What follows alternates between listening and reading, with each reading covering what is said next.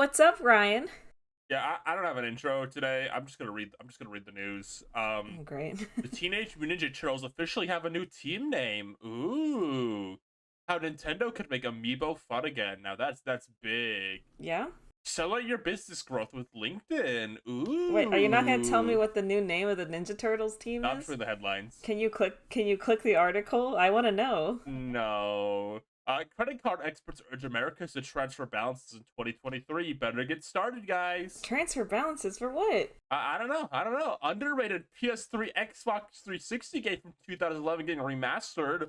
That could be something. Which game? What are you Batman talking is about? abandoning his Bruce Wayne persona in a new DC Comics series. My god. This is the worst. She, re- This is the she worst. rescued an animal thinking it was a lemur, but it turned out to be something What else. was it? I don't know. I exited out. Anyway, want to start with Looney Tunes? Hi, everybody. Welcome to Looney Duels.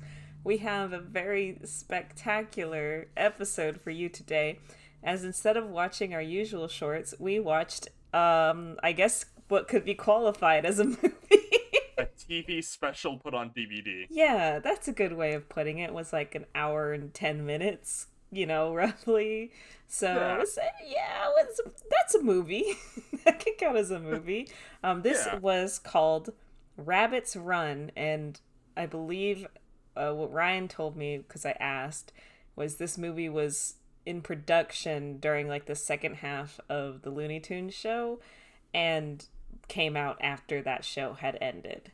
So Yeah. I'm pretty sure at least. that's that era of like Looney Tunes. If you know, it's a little, I want to say it's modern, but that was like almost 10 years ago or something, so I don't know. Yeah, this isn't modern Looney Tunes. Now it's Looney Tunes Boom. Yeah, it's Looney Tunes Boom.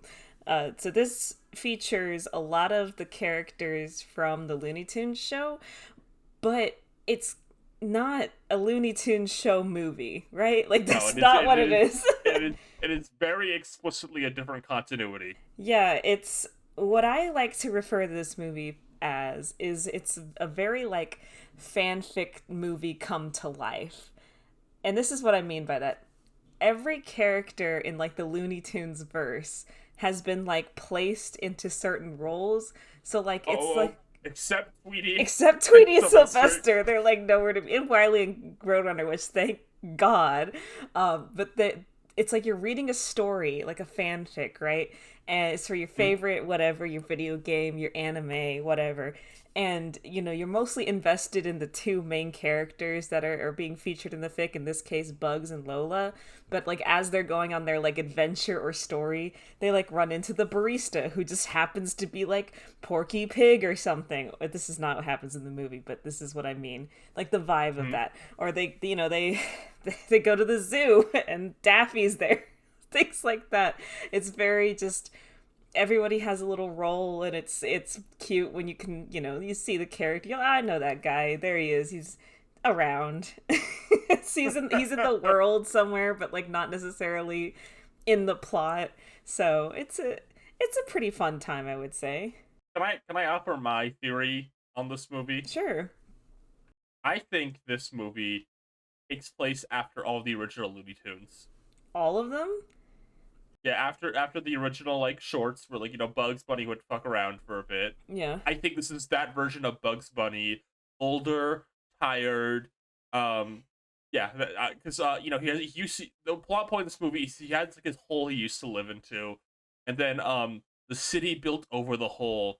So I think this is the time. This is the Bugs Bunny lost timeline. He lost like one of his conflicts and he gave up afterwards. He stopped fucking around. He just got an honest job, and then he just accepted life and he calmed down.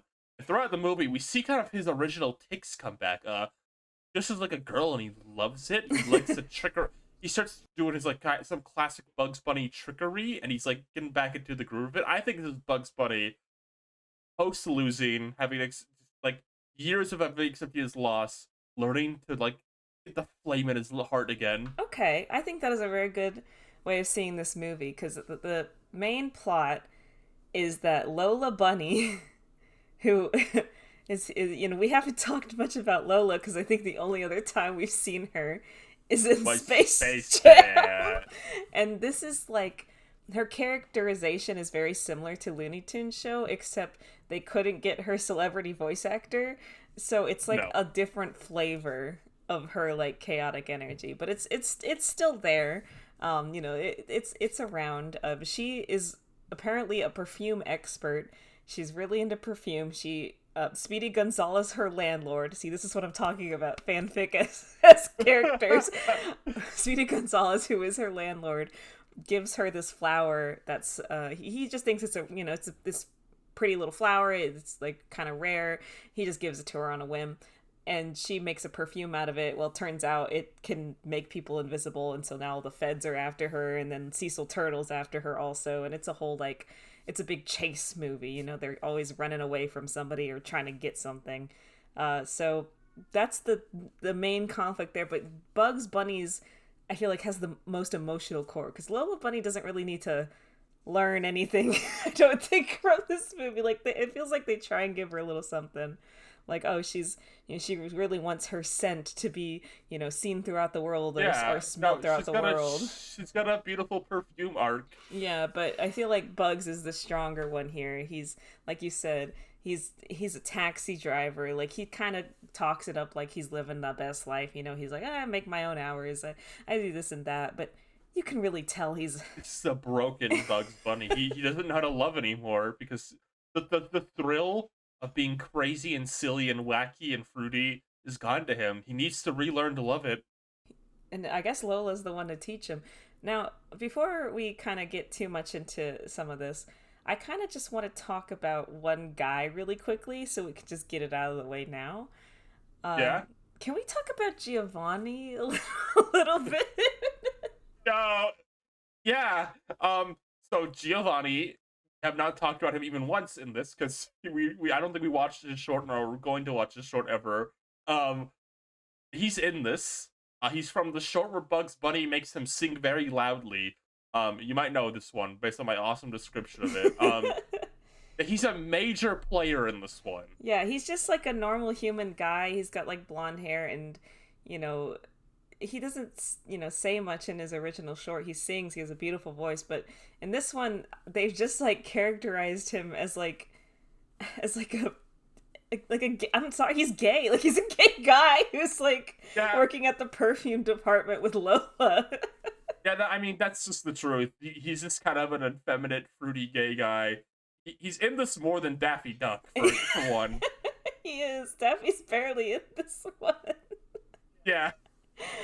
But he's working with Lola, and he all this, and he's very...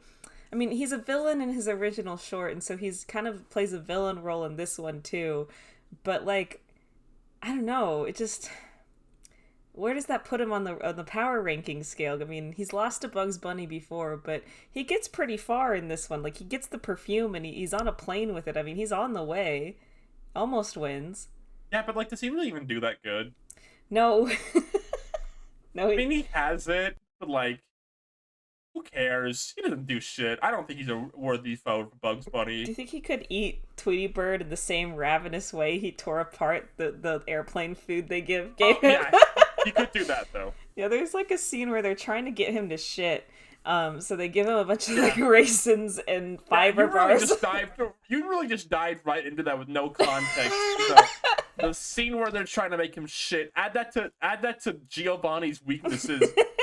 But he starts just capable like of shitting. He's like, absolutely. I'm gonna put a clip of it. It's like, it's ravenous. He's eating it like it's the last meal he's ever gonna have.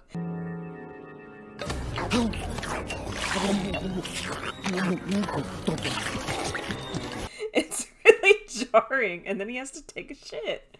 That's the point of the scene. They're trying to get him to go to the bathroom. I don't know what other context you need for that. Yeah, add to Bugs Bunny and I guess Lola Bunny's powers, abilities to make people shit.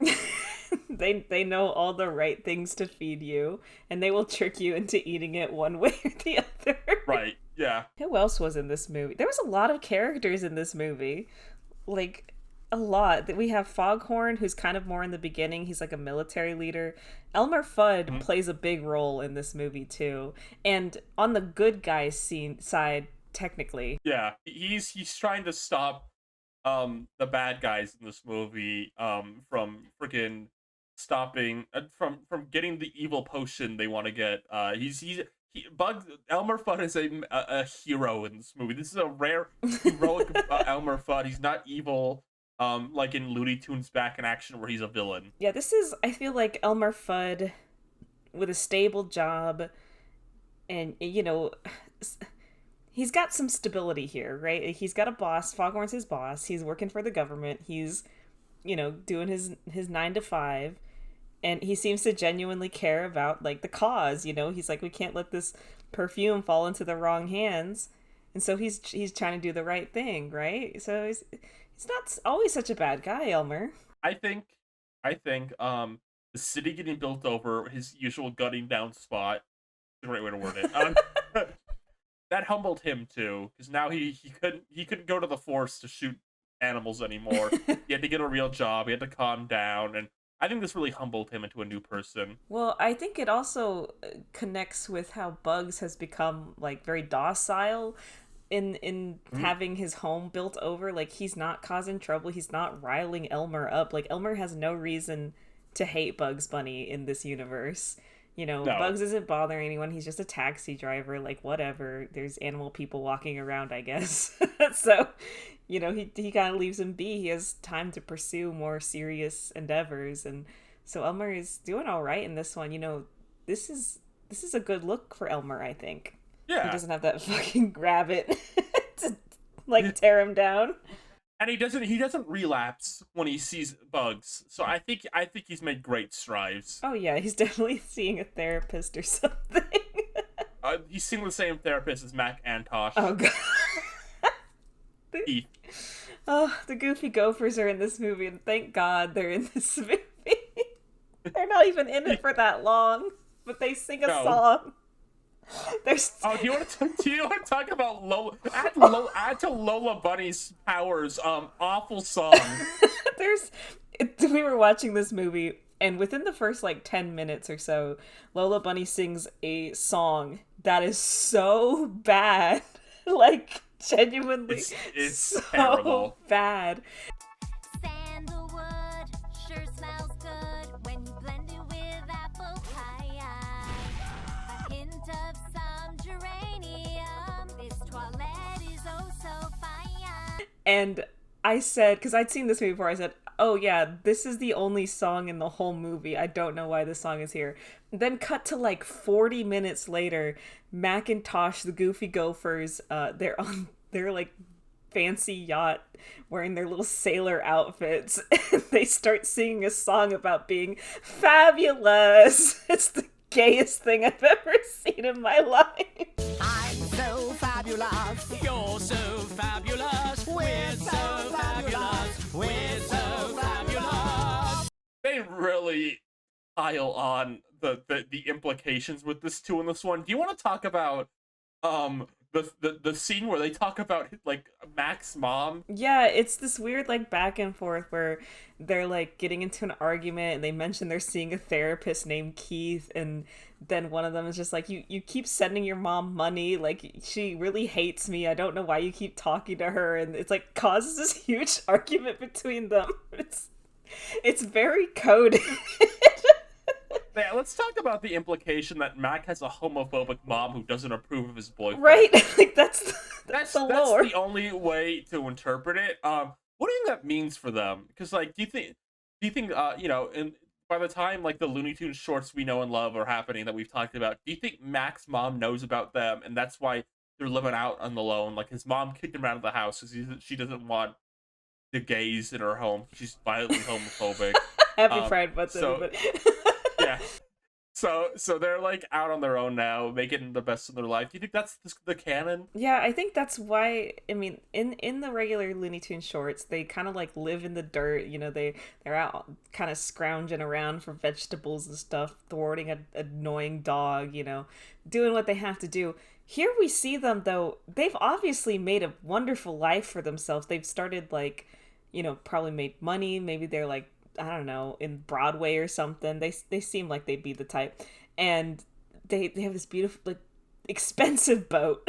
And Mac's mom, might still be homophobic, but she gotta get in on that cash. That's why he's sending her money, right? Like he's sending her money because she's like, oh, you left your poor old mother alone, and he feels this still guilt about it, even though she was homophobic and kicked him out. He wants to reconnect, and this is kind of like the only way he can kind of stay in contact with her. It's an interesting wedge in Mac's character that we now know he like is really attached to it. He can't let his mom go. Right. He knows that she'll never love him in the way that he wants her to love him. But he can't. That's his mom. Can't give her up. He should really just. That's beautiful. He should really just like open his heart to her and tell her that he doesn't need her to love him. He loves him. He doesn't need to accept him. If he could only change your mind. Change your mind. I don't need you to accept me. I accept me. I don't need you to love me. I love me. But I want you to know that if you change your mind. And then Tosh comes in and harmonizes with him there, and they're like, when you change your mind. I think we need to talk about Lola Bunny, like, a lot. What are her powers? We've talked in the past about her basketball skills, but that doesn't mean anything in the Looney Tunes Fortnite Battlefield Royale, It's not applicable in most situations involving Looney Tunes hijinks, so what is she bringing to the table here? Well, she's carrying over her powers from Looney Tunes show, which I think we can maybe infer. One is being a bimbo. Is that a power? Yeah, I think in the Looney Tunes universe, that is a power. Being a bimbo is a power. That's true. You don't tend to get hurt as easily as a bimbo, right? Like you get smacked around, but like it doesn't phase you if you're kind of dumb. She does have a fist fight with Yosemite Sam at one point. She does. She just starts punching the shit out of him. She threatens to stab a guy with a fork. She's kind of got a little violence in her, I think, that maybe we should watch out for. Like when push comes to shove, she might just kill somebody. Yeah. That's what I think. She also mentioned she was a barge captain, so like if there's some boats lying around, watch out. That would be a formidable fight against Sylvester, who's seasick. See, we're connecting the dots. I think one of Lola Bunny's multiple powers is her ability to not care about the lives of other people. She is pretty reckless in this. Like I think if someone dies in her wake, she won't feel remorse. She will not look back. No, yeah. She runs you over with her car. She will go, oh, okay, and then keep driving. I think that's one of her main things. She's very determined. She'll do anything she needs to do to get her goal done. She'll jump out of a plane. Her bimbo powers allow her to not think that hard about anything she does. But since she's a beautiful bimbo woman, everything will work out in her favor. Now, Bugs spends a lot of this movie being dragged along by her. I think there's a kind of charisma she has, where even though what she's doing is really stupid and even Bugs is like, this is dumb and I hate doing this, he still follows her everywhere she goes, essentially. He just met her. He has no stakes in this at all. He could just leave and it would be fine. Well, maybe it's his hubris, because he brought this upon himself, because he wouldn't let the cab fee go. He just sat there waiting for her, and he was there for the cherry picking. It's kind of a flaw of Bugs Bunny. Yeah, he wanted that money. I mean, he's a cab driver in New York. I mean, he needs the cash. He doesn't have a house, apparently, I guess. Does he live in the cab? It's true. I mean, because his old house got bulldozed over. What's a guy supposed to do except follow this crazy lady into the ends of the earth until you get shot at? At a certain point, he didn't need to keep going, but he did keep going, and that's worth examining. Well, he's loyal, he felt for Lola in those moments. We've talked. Bugs is empathetic towards people he feels like deserves it. Yeah. If it's somebody he feels like it doesn't deserve it, his empathy only goes so far. But Lola is a nice person to an extent. I guess she's all right. Yeah. we've seen in the past, like even in the old shorts, Bugs Bunny won't bother anyone who doesn't deserve it, and he'll even stand up to people. I think it's just the logical like end through of Bugs Bunny when he's older and like he's more experienced. His life is at a point where it's calmed down a bit. I think now he's just a nice guy, a little depressed, but Just not a gonna bother little. anyone. He tips well. Yeah, he tips, he works his job. The main antagonist in this movie is kind of a mixture between Elmer Fudd chasing them down because Lola thinks the perfume, she doesn't realize it can turn people invisible, so she thinks it's like a cosmetology industry or whatever, like coming after her. Cosmetology, is that right? Cosmetics? Yeah, Whatever. yeah. And so Elmer's chasing her, and of course, they run. There's also Yosemite Sam, who kind of like comes in and out throughout different points of the movie. He's definitely the underdog villain of the whole thing. Like, he keeps showing up. There was like two like kind of big bodyguard looking guys who hang out with Cecil Turtle, who is like the true antagonist. Like, he's the actual evil guy trying to get the perfume for its powers. And they're carrying ray guns, and I kind of laughed and was like, oh, because they're not allowed to show guns. And then Yosemite Sam comes along, and he has a water pistol. It's like, okay, yeah, because they're not allowed to show guns. And then about 50 police officers show up, and all of them are carrying realistic guns, and they all start shooting at Sam immediately. It's a very I wonder if this is like an intentional like meta joke where they kind of trick you into thinking this movie won't be using real guns or something, and then like they just show them. Yeah, and it's not even just like a light shooting or just pointing the gun. Yosemite Sam holds up his little water pistol, and they just like unload on him. Yeah, they try to murder him. I want to talk about Daffy Duck in this movie. Daffy Duck is like, he was on the set the day they were filming, and he just kind of like wandered up and said, hey, can I have a role just for like 10 minutes, not even? And so they have him as another taxi driver, and he drives around Bugs Bunny, and then when they get to a moment where Bugs and Lola are trying to evade the police, it's at a zoo, and Daffy just decides to like stroll around. He's like eating an ice cream while they're getting chased, because he's not the one being pursued, he's just there. And then he's like admits that there's like something wrong with him. Oh yeah, Bugs Bunny asks like, "What's wrong with you?" And then Daffy replies like, "They don't know," or something like He's that. like, they don't have a name for the condition I have, or something like that. That's new lore. Is Daffy Duck has a condition, we just don't know what it is. But he really, like, after that, he kind of just disappears from the movie until the very end, where you find out that he's just, like, living in the zoo with the other ducks because he found out he could live there rent-free. Yeah, it feels like they're like, we can't not have Daffy Duck in this movie, and then they just invented a role for him, and then gave him, like, an extended joke scene just to make sure he had more screen time. Like you said, Giovanni and like Cecil Turtle also is in this movie quite a lot, more than the others. But Daffy is just like, he's totally like, you could have cut him from the movie and probably not lost a lot. Had to be there. Do you want to talk about this movie's true villain? They really build up to and hint at. Oh yeah, so turns out Cecil is working for somebody, and we see him talking on the phone to this person every so often. He tries to kill Lola. Oh wait, sorry. He tries to eliminate Lola because they can't say kill. Oh yeah, they can shoot guns and murder people. In this one, but they can't say kill. They very noticeably use the word eliminate. Like 10 times in a row too. Yeah. But he's talking to, his secret boss, and when all the plots kind of converge, like you got Elmer and Cecil and the two bodyguard guys, and Lola and Bugs and Yosemite Sam's there too. Like, they're all fighting over the perfume, and they suddenly get beamed up into space.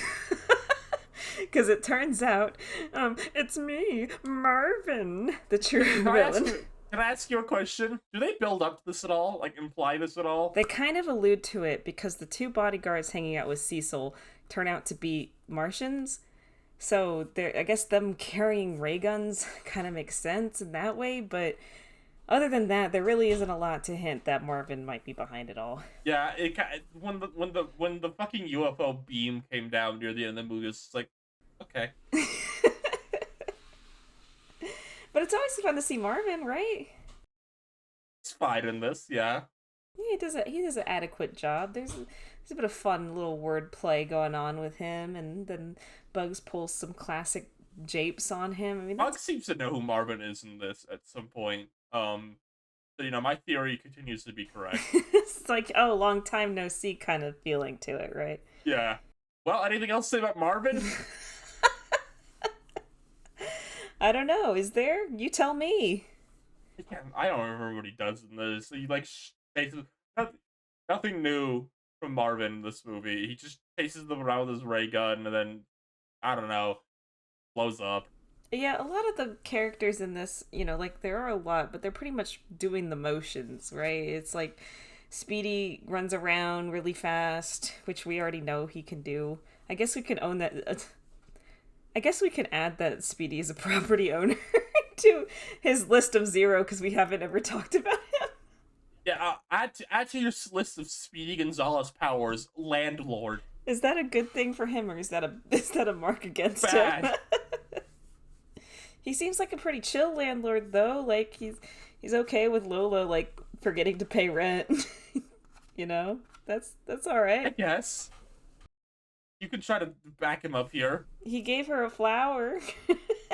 That started on A flower. Give her a flower. He gave her a flower, and I mean that means they must have some sort of friendship, right?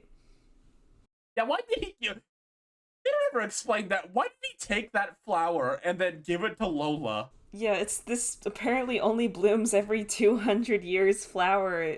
It's super important and special, and he just was like, yeah, I was running around and I saw it. I guess you could have it. My tenant. I don't know, maybe that was Speedy's way of trying to open up a conversation. Maybe he's kind of interested in Lola, romantically. The conflict, the way the conflict in this movie starts is never explained. Speedy just steals this flower. I was wondering if there was gonna be a reveal with him ever, and there wasn't. He just takes this flower. A reveal that he knew what it was and purposely set Lola up in a way, or I thought that was gonna happen, but he just gave her this flower for some reason. It was a nice flower. What's wrong with that? Why? He's clearly annoyed by her not giving him rent. We don't know Speedy that well at this point. We still have so much to learn about him. Maybe this is one of his eccentricities, he's just kind of a funny guy, he just does things. But then maybe the movie should have explained that. No, but we're expected to know these characters already. There's a brief cameo with Porky Pig, and we're meant to understand that he's kind of a loser. I guess. Yeah. Maybe. So maybe this movie has expected us to do our fucking homework. Why did he steal that flower, though? And what was his goal? Read up on all the Looney Tunes characters. Why did he give it to freaking Lola? He doesn't like her that much. She doesn't pay rent. He's annoyed with her. Who was he supposed to give the flower to, huh? Himself? It's a nice flower. He could have just held on to it. Maybe he knew the secret powers of it, and he didn't want to put Then why did he give it to Lola? Okay, because it would have put her in danger, and he doesn't like her, like you said. Why did I don't know. Okay, then why did he steal in the first place? Because he just really wanted to fuck with her that day. Yes. Sure. Checkmate. I figured out the plot hole.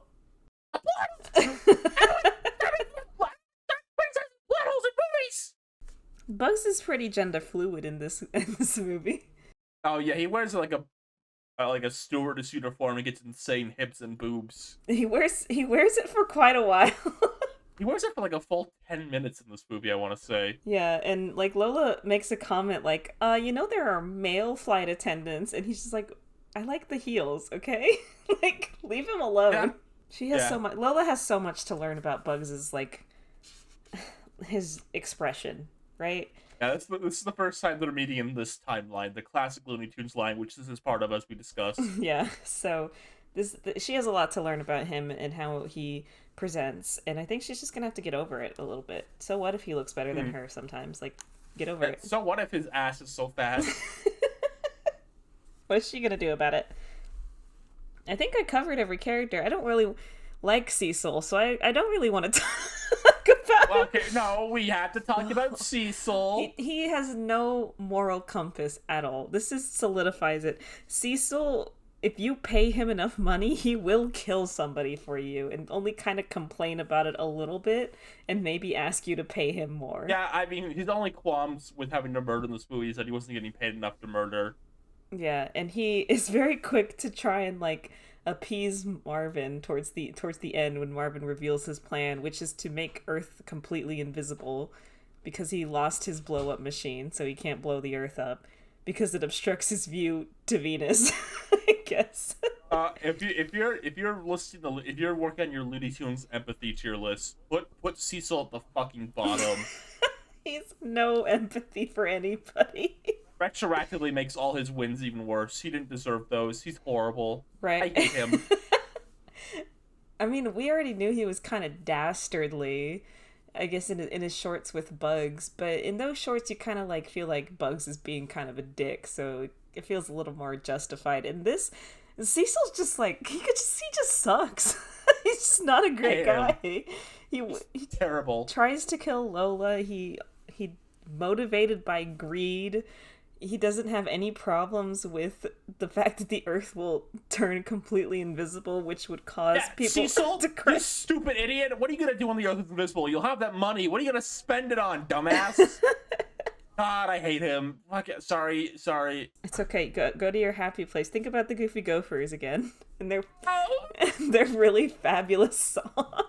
Can you feel it? A. All right now. But as far as a movie goes, it's hard to talk about this one plot wise because I feel like 90% of this movie is car chases or people running away from other people. There's a lot of extended like chasing sequences, like with not a ton of jokes in them, and like I know this because there'd be like long stretches of time like nobody in our like call we were watching this in would say anything. We just stare at the screen for a bit. There's a lot of getting into a car and driving at the beginning of the movie, and then there's a lot more of it towards the middle, and then it's like, okay, we're done with that, and then it starts happening again.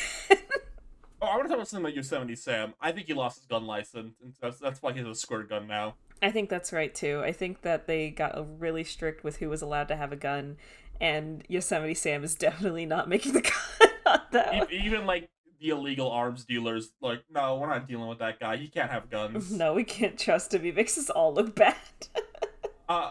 Second thing, Yosemite Sam isn't a pet play, so keep that in mind. Oh my god, no, you can't just say that. Hey, you folks at home, make sure you write down pet play on Yosemite Sam's powers. No, don't do that. That's not a power. Let's do that. How is that a power? It's one of his powers. How does that help him on the battlefield? Even the pet play could help him. Explain right now how it could help him. Granny loves animals, so if he went dog mode, Granny would protect him. Shit, she does love animals. Fuck. You got me. Yeah, I win. Yosemite Sam's Okay, pet go play ahead. is really important. Put it on the list. God. That sucks. I like it. What do you... Hey, folks at home, none of you left a comment last time, so this is your fault. Hey, well, how would you rate this movie on a scale of 1 to 10? 5.5 or 6, maybe. Yeah, it's like perfect middle of the ground. You know, it's right there in the middle, I would say. Yeah. Like, it's pretty alright. Maybe it's because I'm very endeared to the Looney Tunes characters, so when I see them pop up in random places, it just makes me smile. I just like seeing them around. That's what I like about, like Looney Tunes Back in Action, which we will watch. They kind of are similarly just kind of pop up in that movie too, so I like it. I think I would have liked this one more if the Goofy Gophers were in it more. I think they should have been in it the whole time. Yeah, I agree. They could have fit on like their shoulders. They wouldn't have taken up much screen time. Yeah, they could have been like little fairy mascots for them. Like they're magical girls and The Goofy Gophers are their like fairies. Yeah, they could have just sat on their shoulders and like said something every once in a while. Yeah, I think so too. I think they should have had like a subplot arc, like how we only see like a taste of this little thing, but maybe like when we meet them, they're like a little tense and they're not really speaking with each other, and then throughout the movie, you get to you realize why, like the whole tension with his mother and seeing the therapist, it's really getting at them, and then they have an emotional moment towards the end where they express their feelings and they finally like kiss passionately with a lot of tongue. That's what I wanted to see, I think. With a lot of tongue. With a lot of tongue. Quite a lot. That's great, Lou. that's great. Wow. That's great. Would you recommend this movie to people? I don't know. Do you have Big Shoulder probably like it. Do you have Boomerang? We watched this on Boomerang, the streaming website. We're not sponsored by Boomerang, but They should be sponsoring us though. Nobody's using that app. Give us some money. We'll talk about it more. Hey, Boomerang at home. Email us. We'll talk about it more and more. We'll talk about it 3 times an episode. Mark my words. If you pay us money. Talk about the Boomerang, why not? Yeah, thanks Zoidberg for making it no appearance. problem. Go watch my new reboot on Hulu. Wow, God, that is coming out, isn't it? Cool. Yeah. Well, I have nothing more to say about this movie. Yeah, I'm out of things. Well, next time we will be discussing some matchups. Ooh, wow. Matchups. Wow. Whoa. Wow. Whoa. Whoa.